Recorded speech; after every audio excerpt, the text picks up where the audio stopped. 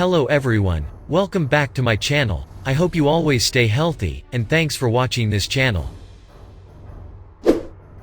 Today we will talk about the Indian Navy's carrier MiG-29s keep crashing. Will New Delhi seek a replacement fighter? Between November 2019 and November 2020 inclusive, the Indian Navy lost 3 of its MiG-29K fighter jets to accidents. Might these chronic accidents compel New Delhi to seek a new fighter for its aircraft carriers in the foreseeable future? On November 26, 2020, an Indian MiG-29K crashed in the Arabian Sea after taking off from the country's flagship, the aircraft carrier INS Vikramaditya. While the co-pilot managed to eject and survive the crash, the pilot was killed and his body wasn't found until over a week later.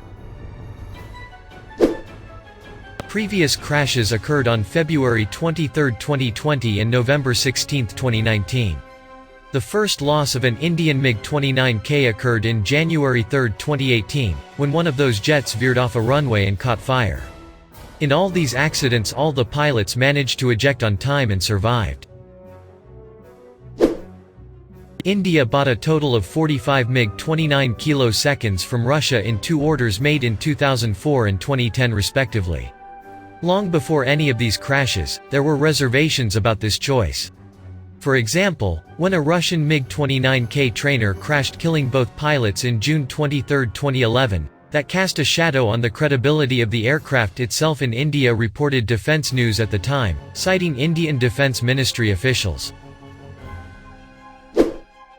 Then, in July 2016, the Controller and Auditor General of India charged that India's MiG-29K fleet is riddled with problems relating to its airframe, RDMK-33 engine and fly-by-wire system. Russian carrier aircraft are, in general, prone to accidents. When Russia deployed its sole aircraft carrier, the troubled Admiral Kuznetsov, to Syria's coast in late 2016, it lost a MiG-29K and a Su-33 in separate accidents within mere weeks of each other. Consequently, India may well decide to procure a different jet for its growing fleet of aircraft carriers going forward. But what are its options? India's Air Force recently acquired 4.5 generation Dassault Rafale multirole fighter jets from France. There is a single-seat version of the Rafale with a stronger airframe built for the French Navy. India might also seek U.S. Boeing F/A-18F Super Hornet Navy fighter jets. It's unclear if, and probably unlikely, New Delhi would consider requesting more sophisticated stealthy 5th-generation Lockheed Martin F-35 Lightning II jets from the United States. There is a carrier version of the F-35, the F-35C, as well as a short takeoff vertical landing (STOVL) version, the F-35B. No versions of the F-35 has yet been cleared for export to India by the United States.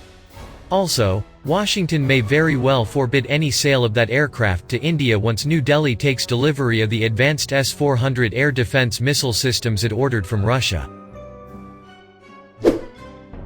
At this early stage, it's difficult to predict what India will ultimately decide to do. To start, there is a bit of confusion about the Navy's fighter plans, said Angad Singh, project coordinator with the Observer Research Foundation's ORF Strategic Studies program, where his research focuses on air power and defense.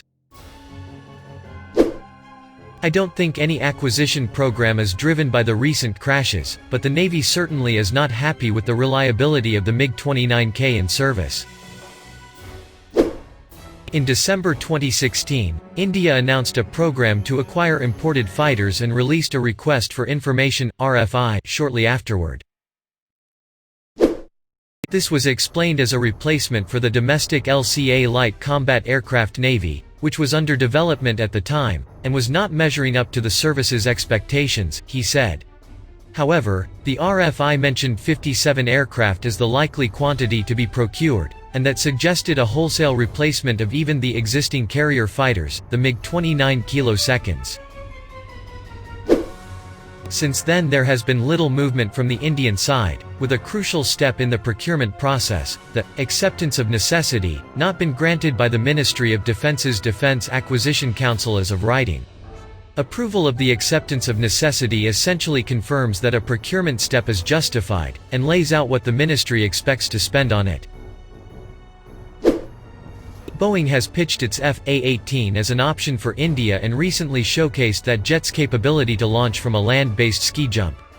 However, Singh points out that that particular ski jump was not representative of Indian carrier decks. The Indian Navy's two operational carriers today, the Vikramaditya and the Vikrant, both have ski jumps, which lessen the types of Navy fighters that can operate from them. New Delhi might instead seek to develop its own fighter altogether rather than import additional new aircraft.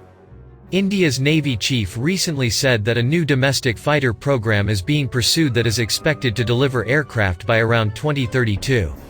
He also said that the program is intended to replace the MiG-29K, which Singh points out calls into question the entire rationale behind an import. Fundamentally, it hinges on what the Navy hopes to achieve, whether a quick replacement of the MiG-29K with another imported fighter, taking some pressure off the eventual indigenous twin-engine carrier fighter project, or whether they can soldier on with the MiG-29K for another decade, still well short of its service life on paper, and go straight to the domestic jet, Singh said. The latter obviously renders any import moot. If India does ultimately decide on importing new Navy fighters, Singh predicts that Boeing will become the frontrunner since they have done the most work toward de-risking and validating their offering and are the only ones to have done physical flight testing. Furthermore, the F/A-18 can fit on the aircraft elevators of India's carriers, albeit only barely. The French Rafale, on the other hand, would require physical modifications to do so, while the F-35B/C wouldn't fit at all. All technicalities aside, I think all this hinges on funding, which doesn't seem likely at the moment, given the difference between what the new Chief of Defense Staff seems to think the Navy should be doing, and what the Navy itself plans on doing, Singh said. As a political appointee and the principal point of contact for the government on military matters, the CDS likely carries more weight.